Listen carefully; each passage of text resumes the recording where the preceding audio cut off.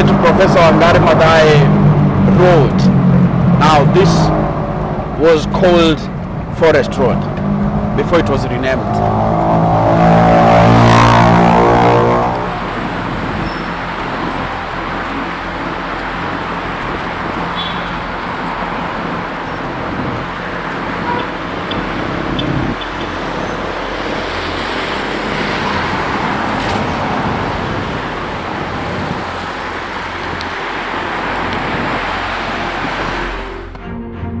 This is basically where Thika Road begins. It is where three roads converge into Thika Road. On my right hand side is Dr. Griffin's Road that comes from Kariako and bus station. In the center is Moranga Road.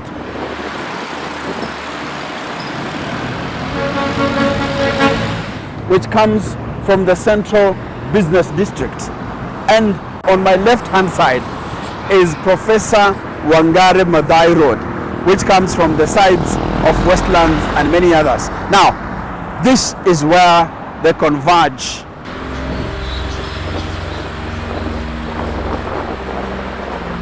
The 8-lane superhighway connects the city of Nairobi with Thika town and its outskirts, a distance of some 50 kilometers.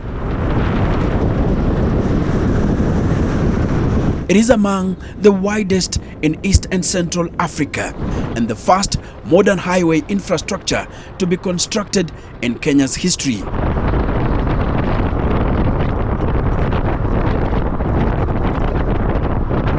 And since its completion, Thika Highway has revolutionized how people and goods are transported.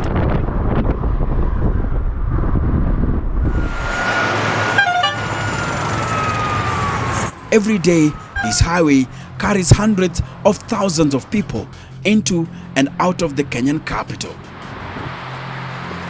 Without it, traffic would overwhelm this side of the city. But it has had an even bigger impact than that.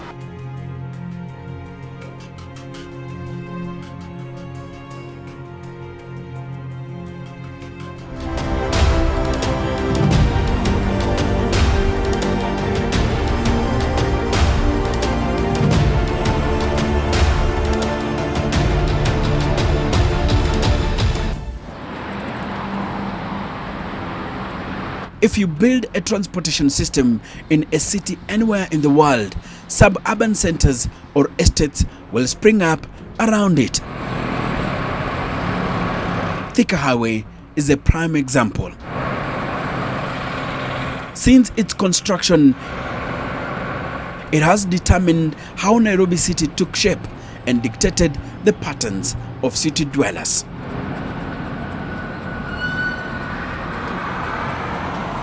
Fika kama unatoka Loilo ufike kama Kahawa West.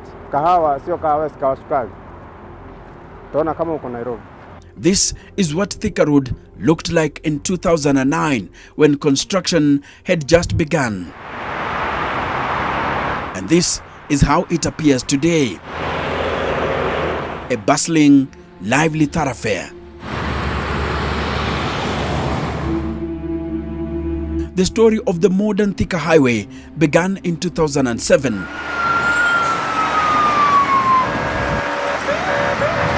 Then the number of commuters in the capital city was swelling with each passing year, a pattern that left city roads overstretched. Naona uko tu era. Kabisa kabisa. Niambie unaitwa nani by the way? Kwa majina naitwa John Gisheru. Kazi yangu ndio hii ya usafiri. So wewe unafanya kazi ya taxi? Nafanya kazi ya cab. Unajua kale ka barabara tulikuwa naye kalikuwa kebaba. So kama ni mambo ya uchukuzi tuseme haikuwa efficient sababu tulikuwa tuna experience traffic jam heavy. Ilikuwa kubwa. Ikiwa dogo hivyo, ikiwa nyebaba, jam ilikuwa kubwa kabisa. In fact it could extend from here from Bagani to Githurai. Kama ungetaka kutoka Githurai na unakuja Nairobi mpaka ungetayarisha kama masaa mawili. 2 hours earlier. Yeah, 2 hours earlier because the traffic in fact used to be heavier. Traffic congestion was simply a nightmare. The government under the leadership of President Mwai Kibaki wanted a shift. The idea of an ultra-modern highway was mooted.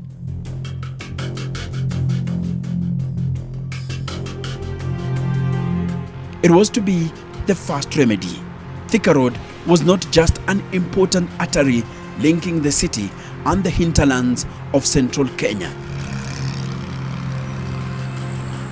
It was a crucial corridor for the integration of the African continent. In 2007, the board of the African Development Bank approved a financial package as part of the funding of the construction of a modern highway. The first of its kind in East and Central Africa. The Kenyan government was thinking of how to decongest its capital, with Thika Road being one of the busiest arteries the city has. President Mwai Kibaki saw his road building crusade as the only way to bettering the lives of his people. But Kibaki did not just want better roads. He was obsessed with roads that connect, allowing people and goods to move anywhere in Kenya and beyond the borders. In President Kibaki's development playbook, Kenya needed a highway system, but he remained cognizant that the state could not afford to pay for it. And the construction of a highway system around the city of Nairobi and in the entire country will take a lot of time, and most importantly, after he's long gone. But he remained committed to laying the foundation.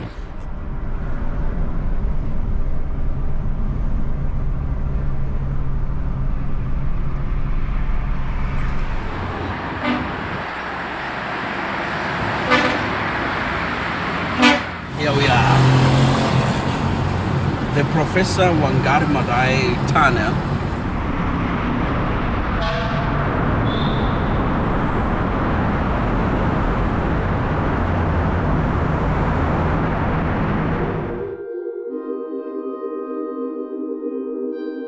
Now this was called Forest Road before it was renamed.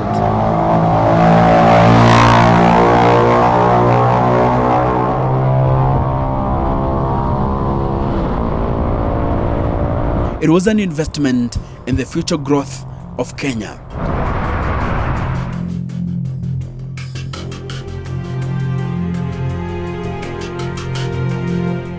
In 2008, President Mwai Kibaki faced a host of challenges. The Grand Coalition government had come into effect after Kenya's darkest days of the post-election violence of 2007-2008, and there was the need to improve the economy and create jobs for the youth.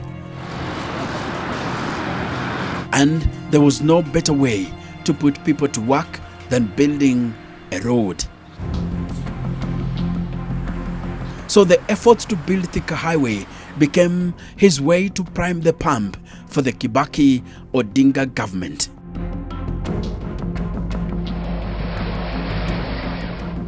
After a very long wait, actual construction began in 2009. Yaje Buddha? Fiti sana bro. Niambie unaitwa nani? Mimi naitwa Joseph Dioma. So hii ndio wera? Hii ndio wera, mimi ni Kegonyi hapa hivi. Kegonyi. Kegonyi inamaanisha nini? Kadere. Oh, kusukuma hizi. Umesukuma kwa miaka mingapi hivi? Kwa saizi mimi niko 38 years, kwa miaka 6-7. Miaka 6-7. Hebu niambie kwanza, unakumbukaje hii barabara ikijengwa hii? Hii barabara hata nikipita niko kijana mdogo ilikuwa nyembamba sana. Na tukakutana nako mati kibomolewa somewhere. Pale chini. Unakumbuka siasa ilileta yes, ndio kwa mto hii. Watu wakasema barabara wameharibu manyumba za watu. Hata sisi tukasema kwani wamekosea. Na hizo tunaona mavuno bro.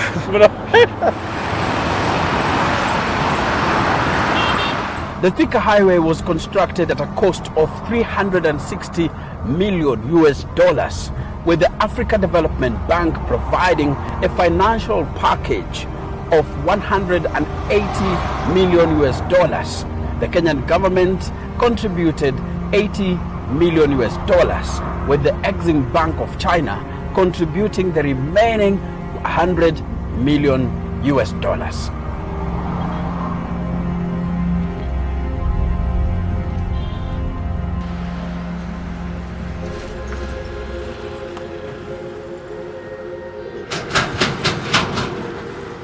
Road construction was completed in 2012. 11 years on, Thika Superhighway has emerged as a resilient infrastructure that drives the country's economic development and fosters regional integration.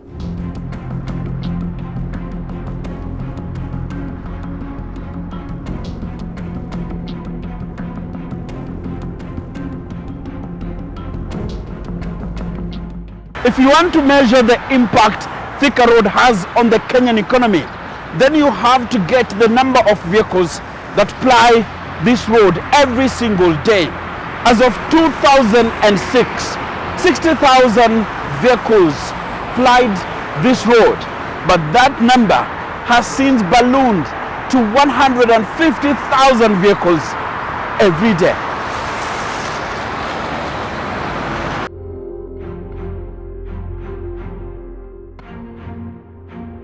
Given its size and number of lanes, Thika Highway appeared a natural solution to the traffic nightmare.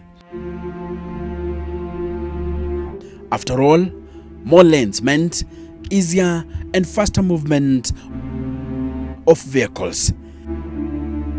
Hence, less congestion, and it ticked all the boxes. The construction of the highway brought with it faster movement of people and goods from the city of Nairobi to central Kenya and beyond. The time taken to cross Thika town and the city center dropped from 2 to 3 hours to 30 to 45 minutes.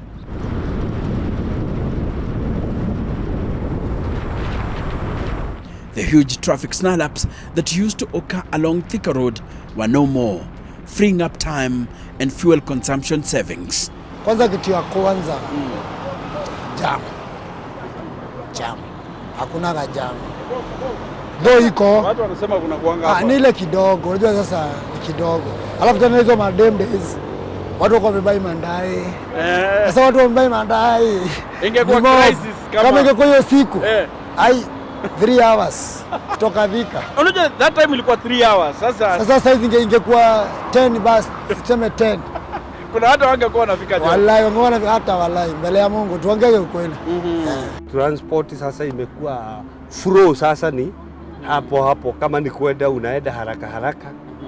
Sababu sasa si unaona vyenye iko pana. Ukihesabu hizi lane saa hii utaona kuanzia hapa mpaka ile mwisho ingine. Tuko na almost lane 14. Lane 14 hiyo inamaanisha hii ya service mbili, hii 4, ile 4 hiyo ingine hiyo ya service mbili. Kwa hivyo ukihesabu utaona kwa jumla ni kama, so you can't compare the traffic flow within those two single lines we had by that time na hii 14 tuko na.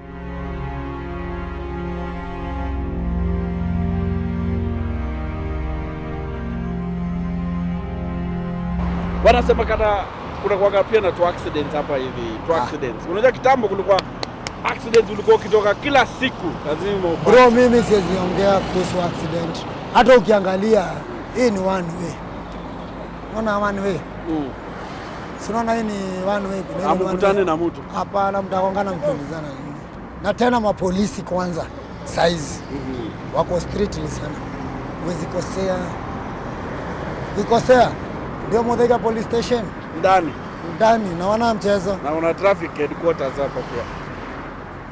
Sasa tuseme nini? Kwenye mimi naweza sema kwa maoni yangu mimi sasa nikuwa Jose, mtoto wa Idhera Jose ndio unaona. Naweza sema ni ati tunapenda hata president mwenye kwa kiti size. Yes. Alijengea hata barabara moja. Ingine kama na ikiwezekana ikuwe ya juu. Sasa unaona sometimes ile barabara inakuwa kidogo. Unajua hapa ni Mathare. Yes. Like wana watu wengi. Watu wengi yeah. Wanaenda job. Unakuta wanavukia huku. Wengine anagonga na gari, wengine hajui sheria.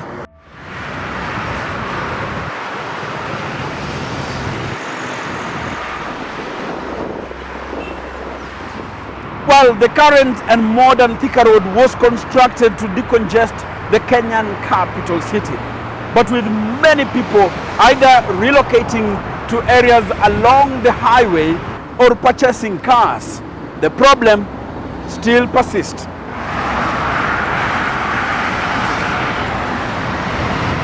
Morning or evening commuters can be frustrating for those who use the highway.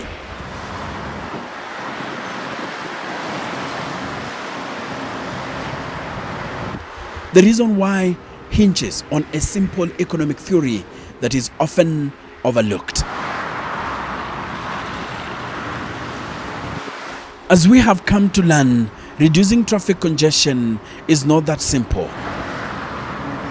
The construction of Thika Highway went hand in hand with the suburbanization of the city of Nairobi. It became a recipe for the city's sprawl. It was built to connect urban centers like Ruiru, Juja, and Thika to the city center, which encouraged more development along it.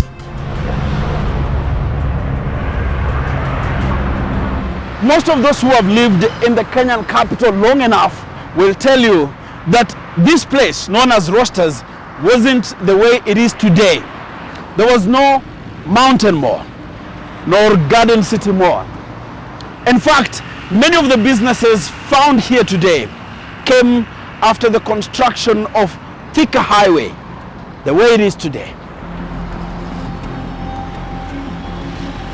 The city of Nairobi has also expanded its geographic boundaries to accommodate new inhabitants, lured by new business opportunities created by the dual carriageway and related infrastructure. The wave of developments saw several residential estates come up, followed by shopping malls, schools, and small-scale shops. The malls have supermarkets, food courts, entertainment joints, and children play centers.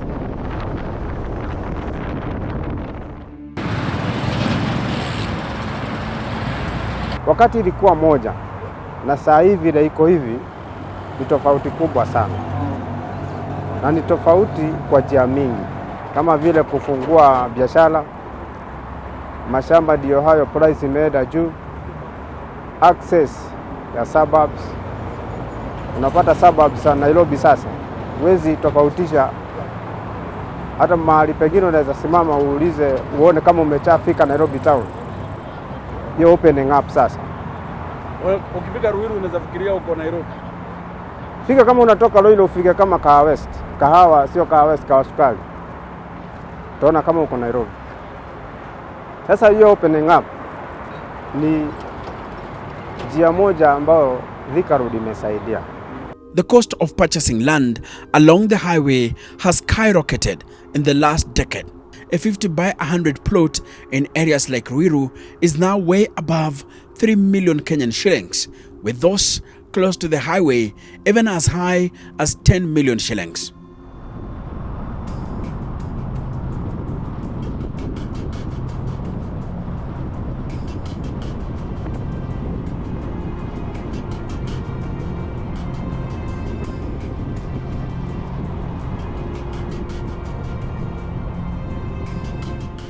The 50-kilometer stretch is without doubt a trailblazer in East and Central Africa, with many neighboring countries rushing to replicate it.